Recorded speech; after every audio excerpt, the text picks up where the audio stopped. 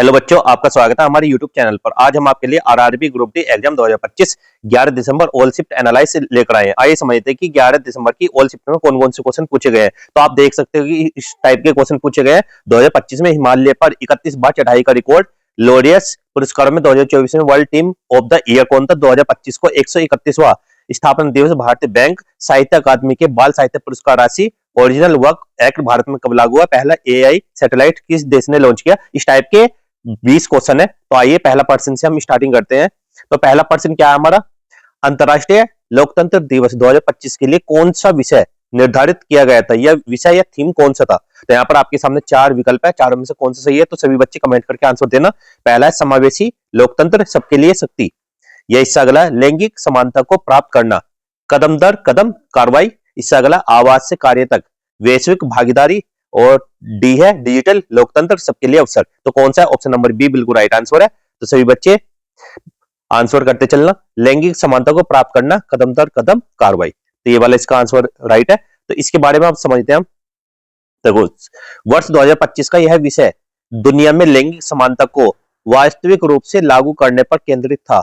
संदेश यह था कि समानता केवल घोषणा या नारे से नहीं आती, बल्कि लगातार छोटे छोटे व्यावहारिक कदमों से हासिल होती है।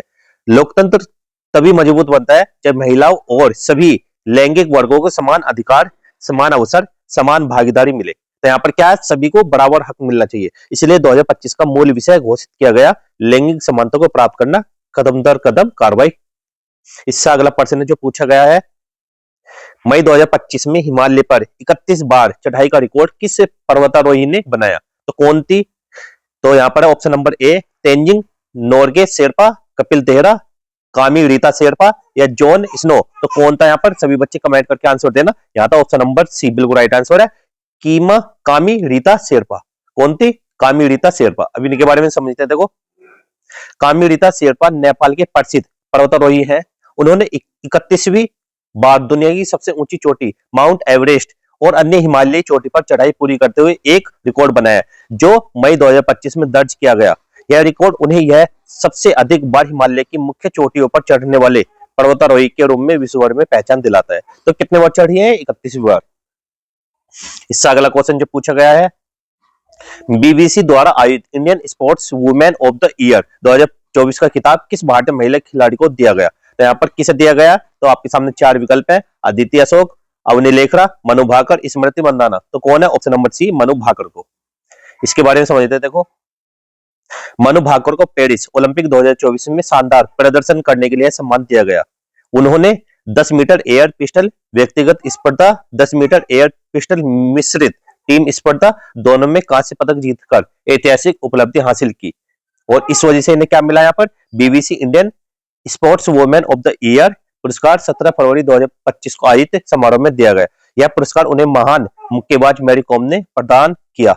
नामांकन सूची में अदिति अशोक, अवनी लेखरा, स्मृति मंदाना और विनेश फोगाट जैसे शीर्ष खिलाड़ी भी शामिल थी, लेकिन अंतिम विजेता मनु भाकर रही। तो अंतिम विजेता कौन थी। मनु भाकर। इससे अगला क्वेश्चन जो पूछा गया है, लोरियस पुरस्कारों में 2024 में world team of the year सम्मान किस टीम को मिला। Manchester city, FC Barcelona, real Madrid, ये लिवरपूल। तो किन्हें मिला है। ये मिला ऑप्शन नंबर सी बिल्कुल राइट आंसर है, रियल मैड्रिड। किसे मिला है। रियल मैड्रिड को। अब इसके बारे में समझते हैं। World team of the year award Laureus sports award द्वारा दिया जाता है। 2024 में यह पुरस्कार रियल मैड्रिड को दिया गया। कारण क्या। टीम ने अपने सीजन में असाधारण प्रदर्शन और निरंतर उत्कृष्टता दिखाई। लोरियस अवार्ड्स में यह सम्मान साल भर की टीम की उपलब्धियों को मान्यता देने के लिए दिया जाता है। तो सभी बच्चे वीडियो को लाइक करते चलना। और इसी टाइप के क्वेश्चन पूछे जा रहे हैं आपके एग्जाम में। तो सभी बच्चे इन क्वेश्चन को नोट कर लेना। इससे अगला प्रश्न जो पूछा गया आपके पेपर में, 12 अप्रैल 2025 को 131वां स्थापना दिवस किस प्रमुख भारतीय बैंक ने मनाया। State Bank of India, Punjab National Bank, ICICI bank, bank of Baroda. तो इसका आंसर है ऑप्शन नंबर बी बिल्कुल राइट आंसर है, पंजाब नेशनल बैंक। इसके बारे में समझते हैं। देखो, पंजाब नेशनल बैंक ये पीएनबी भारत के सबसे पुराने और प्रमुख बैंक में से एक है। यह बैंक 12 अप्रैल 1895 को स्थापित हुआ था। कब हुआ था। ये 1895 को स्थापित। 12 अप्रैल 2025 को इसका 131वां स्थापना दिवस मनाया गया। पीएनबी की स्थापना का उद्देश्य था सार्वजनिक हित में बैंकिंग सेवा प्रदान करना और व्यापारिक एवं औद्योगिक गतिविधियों को प्रोत्साहन करना। तो इससे अगला, यह बैंक देश के विभिन्न हिस्सों में वित्तीय सेवाओं के लिए जाना जाता है। इससे अगला क्वेश्चन है जो पूछा गया 2025 का G20 शिखर सम्मेलन दक्षिण अफ्रीका के किस प्रमुख शहर में आयोजित किया गया? Johannesburg, Pretoria, Cape Town, Durban. तो कौन से में? ये है ऑप्शन नंबर सी बिल्कुल राइट आंसर है, केप टाउन में। कहां पर? Cape Town. G20 शिखर सम्मेलन विश्व के 20 प्रमुख अर्थव्यवस्थाओं के राष्ट्र नेताओं की बैठक है। किन नेताओं की बैठक है? 2025 का सम्मेलन दक्षिण अफ्रीका के केप टाउन शहर में आयोजित किया गया और इस बैठक का उद्देश्य वैश्विक आर्थिक सहयोग, वित्तीय स्थिरता, व्यापार और जलवायु परिवर्तन पर साझा रणनीति बनाना था। केप टाउन के चयन का कारण यह है कि शहर दक्षिण अफ्रीका का प्रमुख वित्तीय और व्यापार केंद्र है।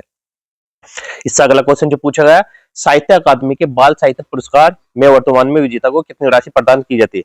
25,000, 50,000, 75,000 या 1,00,000? तो कितनी दी जाती है? ऑप्शन नंबर बी बिल्कुल राइट आंसर है, 50,000।